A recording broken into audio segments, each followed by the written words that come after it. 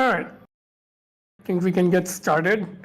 Sorry if there's some background noise here. I'm in my parents' house and there's a TV going in the background, but why don't we get started with Grigory?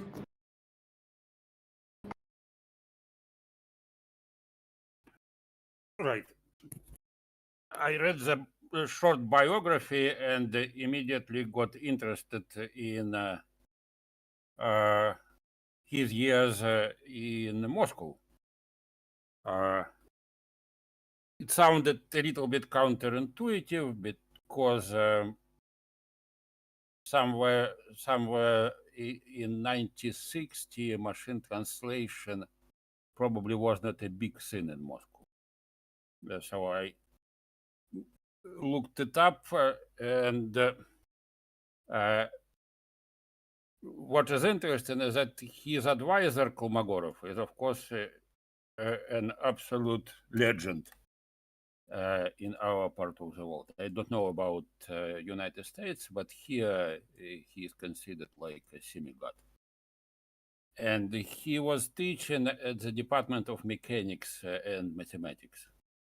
And the appropriate department, which is currently called the Department of Computational Mathematics, but you can consider it as a Department of Computer Science, was founded only in 1970. And people in Moscow were indeed doing something around machine translation in around 1960, but it was a completely different group of people.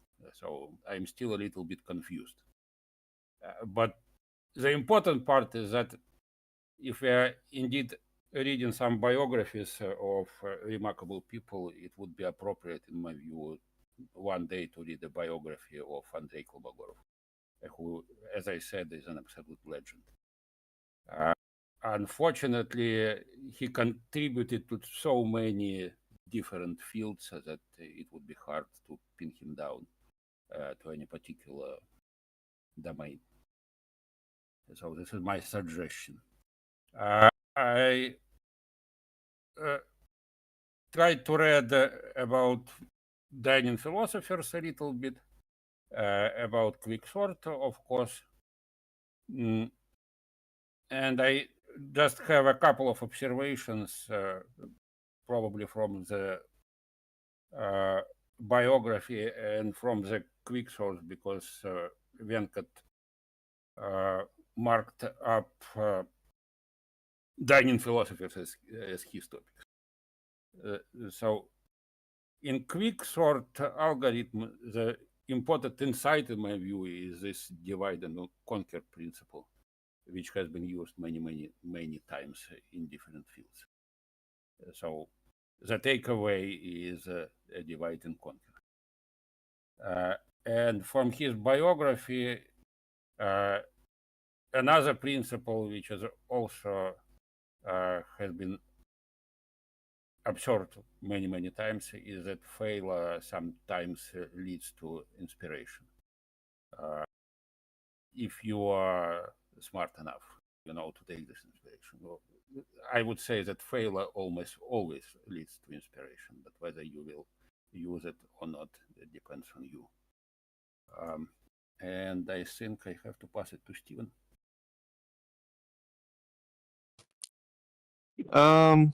Yeah, so reading his stuff, I can kind of see how much of influence he's done, especially to the Go programming language, which is what I worked with.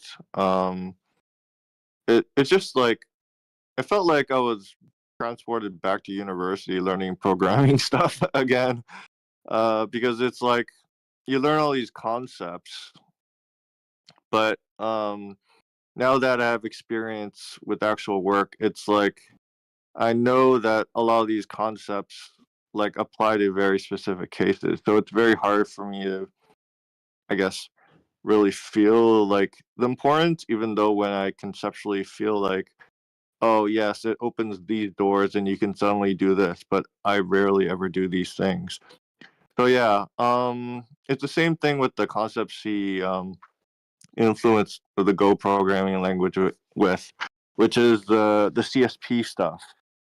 So, and even with that, like when I first started going into the language, I couldn't really understand or couldn't fully appreciate and understand it. But once I try it once or twice, oh, it's like, oh, I kind of get it. But like, I just rarely bump in those cases enough to fully go, oh yeah, this is a huge thing. But yeah, I conceptually get it, and I can totally see how he influenced things through CSP. As for horror logic, yeah, I'm not really sure how I feel about that, but yeah, that's my overall impressions. I don't know who's next. I'm on the phone, so I can't see. Is it Yeah, enough? yeah, I can go. Yeah, uh, yeah. So this is. I think I first found Hoare back when I was researching ways of modeling time for control stuff. And this stuff came up and it seemed super impressive, but I couldn't understand any of it back then. But I also at the time didn't realize it was such an important and influential thing in computer science. Like I literally found it through Google as like, I forget what phrase I was using, but something about, parallel processes with different timing constraints involved, and somehow I landed on like a PDF of the CSP book, and I tried reading a little bit of it.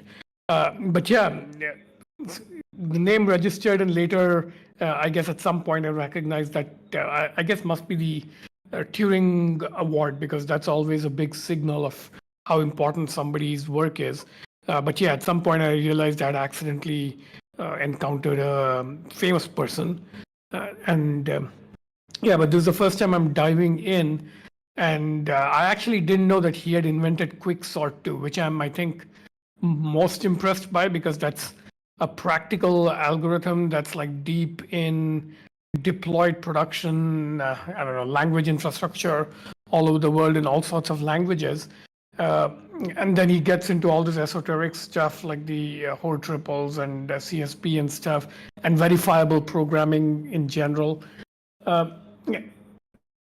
In the Turing lecture, I kind of like browsed it, and that was kind of interesting because he spends a lot of time talking about his failure with operating systems and how it inspired his later work. So that was, I don't know, intriguing, because reading some of the sort of anecdotes he lays out very honestly, it does seem clear that he's the classic example of like the genius computer science type who is really good at like the algorithms and abstract, like almost mathematical parts of computer science.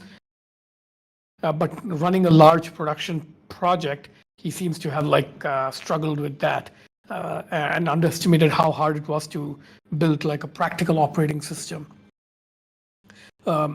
Yeah, the Moscow thing is also kind of interesting. Like those links are fairly few in the Cold War era, I guess. I think the one intriguing thing that jumped out at me was that there does seem to be something of a line all the way from quicksort to his later work in verifiability, then this dining philosopher's problem and the communicating sequential processes.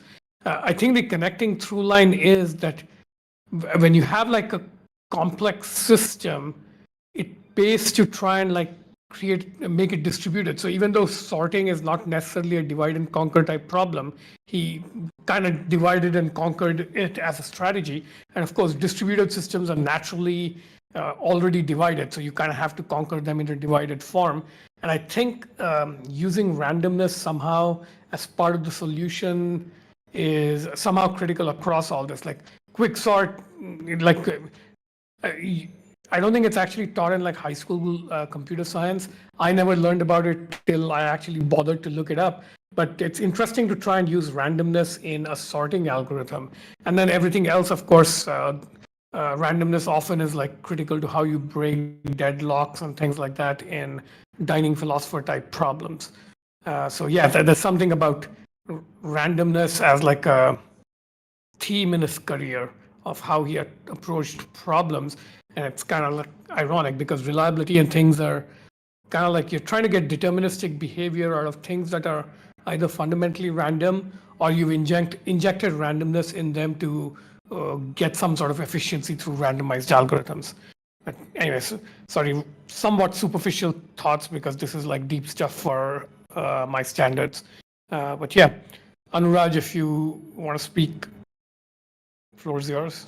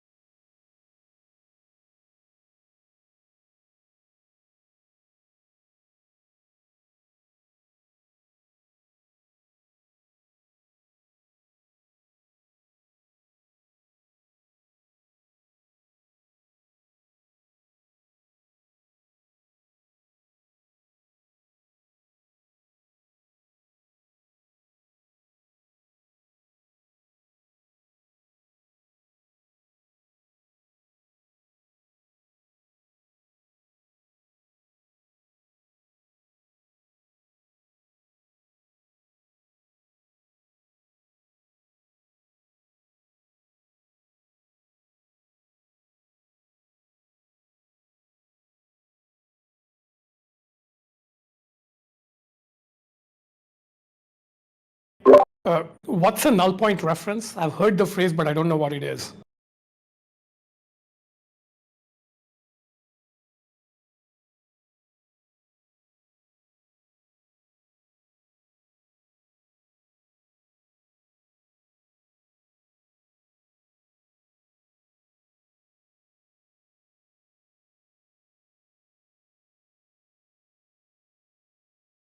Oh, okay.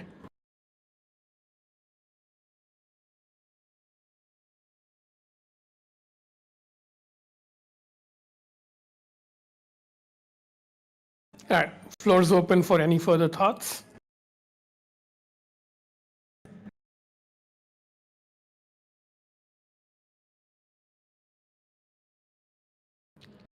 All right, no further thoughts. We can call it early this week. All right, so see you guys next week.